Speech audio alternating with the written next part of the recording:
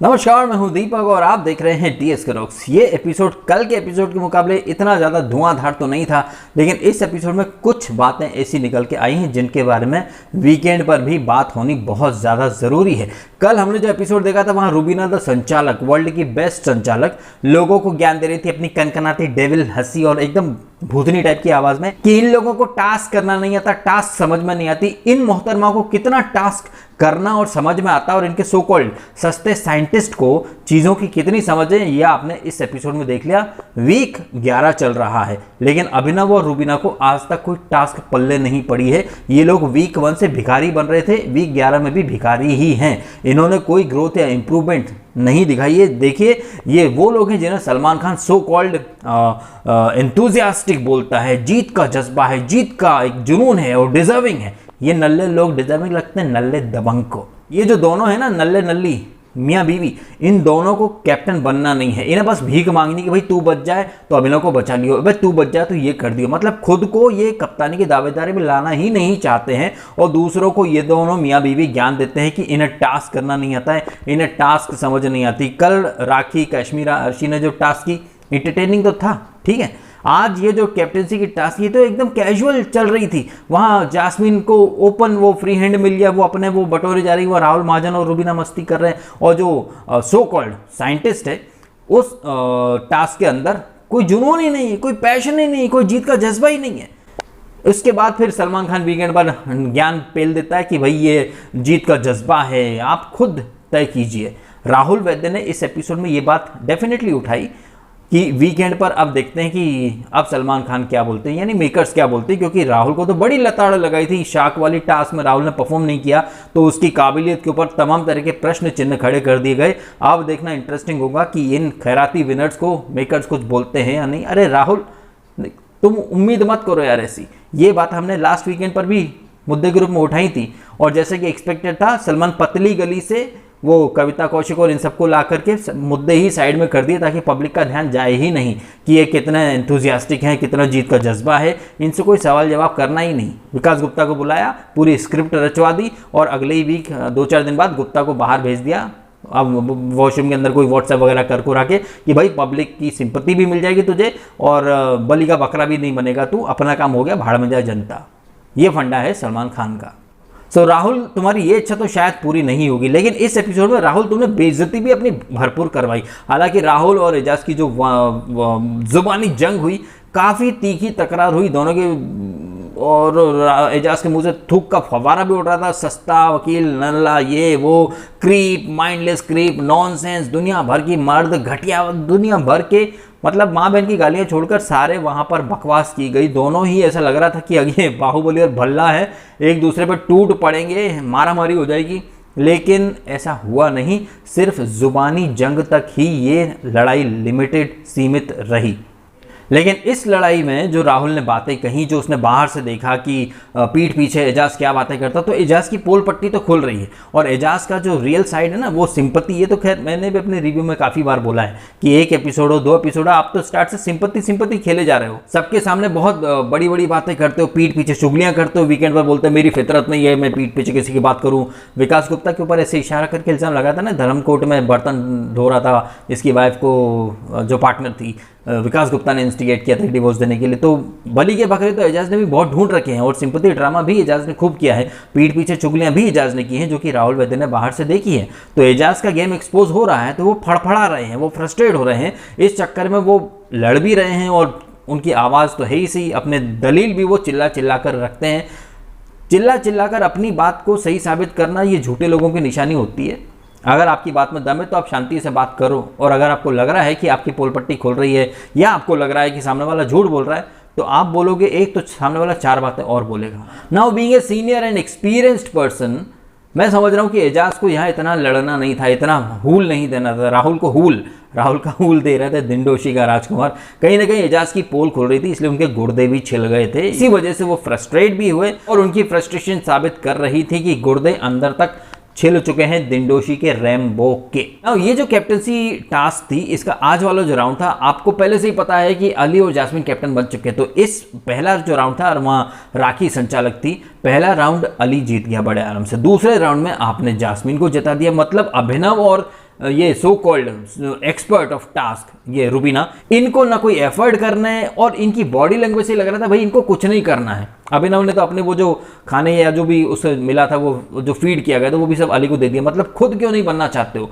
I think ये सवाल सलमान को डेफिनेटली पूछना चाहिए। ये राहुल वैद्य की भी इच्छा है, ये मेरी भी इच्छा है, लेकिन ये इच्छा पूरी हो गई या नहीं ये तो आने वाले समय में पता चलेगा। लेकिन ये जो लड़ाई झगड़ा हुआ और इसके बाद ये टास्क हुई, राहुल ने इस एपिसोड में अपनी बेइज्जती भी करवा ली। भाई आपकी बैक का इश्यू है, आपको बिग बॉस ने मेडिकल ग्राउंड पर बोला कि टास्क मत करो, लेकिन जब टास्क आधी हो गई तब आप अपना वो ट्रक वाला कॉस्ट्यूम पहन के आ गए। क्या साबित कर लिया? करवा ली बेइज्जती।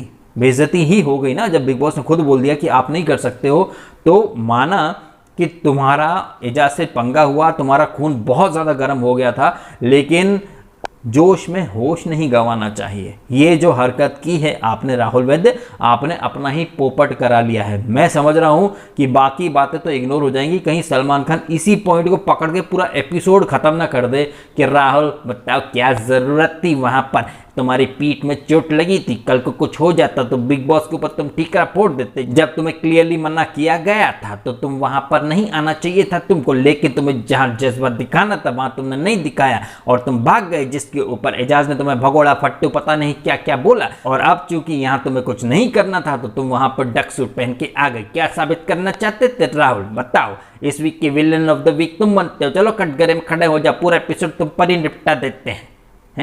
ऐसा सलमान खान कर सकता है। सो ये तो एक ब्लंडर था राहुल का, जो कि उसे नहीं करना चाहिए था। बाकी जो उसकी बातें थी जब वो अंदर बैठ के बातें कर रहा था, आई थिंक राखी कैश्मीर इन सब के सामने, कि इन लोगों ने कोई एफर्ट भी नहीं दिखाया। ये एफर्ट तो हमें मन्नू पंजाबी के भी नहीं दिखे। मन्नू पंजाबी और निकी का दोस्ताना प्रचंड मात्रा में चल रहा भाई, और इस एपिसोड में भी निकी और इनकी जो दोस्ती है वो अलग डायरेक्शन में जा रही है। अब मन्नू के गुर्दे चल रहे हैं कि भाई पीठ पीछे इनको मजनू बोला जा रहा है और जान कुमार 2.0 बोला जा रहा है, गुर्दे चल रहे हैं। निकी तू इनको रिस्पॉन्ड मत कर, एक लड़का एक लड़की कभी दोस्त नहीं हो सकते। अरे भाई बिल्कुल दोस्त हो सकते हैं, लेकिन निकी का कोई दोस्त नहीं हो सकता। निकी की हिस्ट्री रही है इस सीजन में, उसने लोगों को दोस्त बनाकर यूज एंड थ्रो किया है। नाउ अगला नंबर तुम्हारा है। लेकिन मन्नू का हाल ऐसा हो चुका है कि बड़ी बड़ी बातें, वड़ा पाव खाते, इधर उधर बहुत हाथ पैर मारे, कहीं किसी ग्रुप में उसने जगह नहीं बना पाई। अब तो एजाज की भी वो चुगलियां करता है, एजाज से भी कहीं ना कहीं दूरी बनाना उसने शुरू कर दी है। उसको बस निकी के साथ एक कंफर्ट जोन मिल रहा है, जैसे अपने सीजन में मोनालिसा थी, यहाँ पर उसे निकी के रूप में एक पार्टनर मिल गया है। और शायद यही वजह है कि निकी को अगर कोई कुछ बोलते तो मन्नू के गुर्दे सबसे ज़्यादा छिलते हैं। हमने आज भी देखा और कल भी हम देखेंगे, जब राखी और निकी का मुद्दा है वहाँ मन्नू पंजाबी ज़बरदस्ती में फुटेज लेने के लिए कूद पड़ेगा। मन्नू पंजाबी बहुत ज़्यादा कैमरा कॉन्शियस पर्सन है, बहुत तबीयत से वो स्टडी करके आया गेम की। उसे पता चल गया कि उसका खेल खल्लास हो चुका है, तो दिखने के लिए, इविक्शन से बचने के लिए कहीं ना कहीं कुछ तो ऐसा सीन क्रिएट करे। अब उसे मुद्दा मिल गया है, जब राखी और निकी की लड़ाई होगी तो वो बीच में कल कूदेगा। लेकिन आज निकी का काफ़ी घर वालों से मचमच भी हुआ, उसे बर्तन भी नहीं दो, अपने 3 बर्तन धो के चली गई। काश्मीरा, अर्शी और राखी, इन तीनों ने गुर्दे छील दिए भाई निकी के। निकी जो कि डे 1 से सबको बोलती रही नल्ला नल्ला, बोलती रही लोगों को दिखते नहीं हो दिखते नहीं हो, दुनिया भर का अपमान किया लोगों का। इनफैक्ट एक टास्क में तो वो अपने अंडरवेयर में वो मास्क छुपा लिया था। मर्यादा की सारी हदें लांघी है इसने, निकी तंबोली ने। लेकिन आज वो कह रही है कि बताओ ये लोग गालियां दे रहे हैं, ऐसी भद्दी भद्दी गालियां किसी ने नहीं दी। तो भैया निकी आप उतना ही दो जितना बर्दाश्त कर सको। आज निकी ने खुद ने अब बोला कि वो सोच रही कि वो छोड़ के चली जाए। ये कहीं ना कहीं एक सिंपैथी सीकिंग अप्रोच भी हम कह सकते हैं, और ये भी कह सकते हैं कि वो दम नहीं है उसके अंदर कि वो सीनियर्स जो हैं, मतलब जो एक्चुअल में बिग बॉस की जो बड़ी बड़ी गटर्स हैं, चिड़ांद हैं, उनके सामने टिक सके। कॉपी तो बहुत की थी इसने स्टार्ट में, लोगों को गालियां भी खुद ने दी थी, वल्गैरिटी भी की भी हदें पार की थी, मर्यादा के शब्द भी पार कर दिए थे, लोगों को यूज एंड थ्रो भी किया। लेकिन जब उधर से वापस मिल रहा है निकी को कर्मा, तो उससे बर्दाश्त नहीं हो रहा है। और अगर मन्नू पंजाबी उन लोगों के साथ बैठे तो भी इसके गुर्दे छिल जाते हैं कि दोस्त होकर तुम उनकी बातें क्यों, मतलब निकी के लिए दोस्त की डेफिनेशन क्या है भाई, वो अलग ही है। अगर आप निकी के दोस्त हो तो बस निकी के हाँ में हाँ मिलाओ, और निकी के लिए अगर कोई बुरी बात कर रहा तो निकी के बिहाफ पर लड़ने चले जाओ। अब निकी राहुल महाजन से कुछ बोला था, राहुल महाजन ने बोला था ना उसको कि 12 साल में 12 बार भी नहीं मिला। ये मुद्दा भी आज उखड़ के आया, जहां राहुल महाजन के भी गुर्दे छिल गए। वो फंस गया बेचारा सैंडविच की तरह निकी और राखी के बीच में कि जाऊं तो जाऊं कहाँ। तो ये भी चीज़ें रही हैं इस एपिसोड के अंदर। निकी और राखी की जो तकरार है वो डे बाय डे बढ़ती चली जा रही है। वैसे काश्मीरा, अर्शी और राखी का वन लाइनर काफ़ी अच्छे थे इनकी लव लाइफ के ऊपर। वो क्या बोल रही थी काश्मीरा कि हम मोहल्ले की 3 बुआएं बन चुके हैं, रुखसाना, फरजाना, घुस जाना, अलग अलग इनके अलग ही चलते रहते हैं, कुछ भी घुसड़पंती या कुछ भी ये लोग बकवास करते रहते हैं। लेकिन इनकी बकवास फिलहाल इंटरटेनिंग लग तो रही है। कहना गलत नहीं होगा कि ये तीनों जो हैं पुराने चावल, इन्होंने इस वीक सारे एपिसोड रन किए हैं। अपने बूते इन लोगों ने एंटरटेनमेंट दिया तो है, भले ही आपको पसंद आए ना आए, मुझे पसंद आए ना आए, लेकिन इन तीनों ने कहीं ना कहीं शो को रन तो किया है इस वीक। बाकी तो इस एपिसोड में अली के गाल पे तिल, जिस पे आ गया अर्शी का दिल, और ले ली उसने पप्पियाँ झपियाँ, और उसके बाद छिल गई किडनियाँ। जास्मीन की तू मेरा है, तू सिर्फ मेरा है, मेरा है, मेरा है। हालांकि खुद इसने बोला, और फिर बाद में ये होता है वुमन कार्ड, ये होता है त्रिय चरित्र। पहले खुद बोला कि जा उसको दे दे पप्पी, फिर बाद में बोली कि ऐसे कैसे ले ली पप्पी तूने। यही नहीं, उसने आई थिंक राहुल ने जास्मीन के सामने भी ये बात की थी, जब मन्नू पंजाबी वकील बन के आ गया था रूबीना का, जब राहुल जास्मीन से कुछ कह रहा था ये रूबीना और इनके जज्बे के ऊपर, तो जास्मीन ने तो फिर अपना पक्ष रख दिया। लेकिन ये जो मन्नू पंजाबी है, बाहर से बड़ी बड़ी डिकोडिंग करता है, सडनली इसका रूबीना के प्रति इतना सॉफ्ट कॉर्नर आ चुका मन के अंदर कि वो हर जगह वकील बन रहा है। लेकिन जब बात में जिधर वजन हो जाता है तो वो उस वजन की तरफ लुढ़क जाता है। जैसे राहुल ने कहा था ना कि जब आपको पता है कि ये लोग जीतने वाले हैं तो इनसे क्यों पंगा लेना है। राहुल वैद्य ने कहा कि यार इसका एक दूसरा साइड ये होता है कि जब ये जीतने वाले हैं तो फिर इन्हीं से पंगा लिया जाए, तो फिर वो सुर में सुर मिलाने लगता है। मन्नू पंजाबी का गेम खल्लास हो चुका है, टोटली फुली एक्सपोज हो चुका है, कुछ बचा है नहीं उसके पास करने को। आज टास्क में भी देख लिया उसने क्या परफॉर्म किया, कुछ परफॉर्म नहीं किया। आई थिंक पिछले वीक अगर उसको अर्शी वो माला नहीं देती, वो कैप्टन वाला मेडल, तो ये कैप्टन भी नहीं बन पाता। तो वीकेंड पर ऐसे बहुत सारे मुद्दे हैं जो कि सलमान खान को अच्छा कंटेंट दे सकते हैं। ये मन्नू पंजाबी का 3rd क्लास गेम, उसका जान कुमार शानू 2.0 बन जाना, या फिर राखी ने इस वीक जो काफ़ी इंटरेस्टिंग, काफ़ी करामाती चीज़ें की। हालांकि वो बिलो द बेल्ट काफ़ी जाती है, लेकिन उसने बहुत एंटरटेन किया। और आज जैसे वो प्रे कर रही थी, ओ गॉड प्लीज़ ये मुझे पावर दो, शक्ति दो, 2 नेवले डस लेंगे, उसका एंटरटेनमेंट तो है। चाहे वो निकी और ये मन्नू बात करे तब वो बीच में घुसे, या फिर वो उसको खजवी बोल के टॉर्चर करे, डिस्ट्रैक्ट करे, ये काफ़ी अच्छा रहा है राखी का आज भी। वहीं एजाज ने काफ़ी अपने छिले हुए गुर्दे दिखाए, वो संचालक बन गए तो कोई वहाँ पोडियम पर खड़ा नहीं हो सकता, धक्कम धुक्की में गिर जाएंगे तो शोल्डर पर लग जाएगी।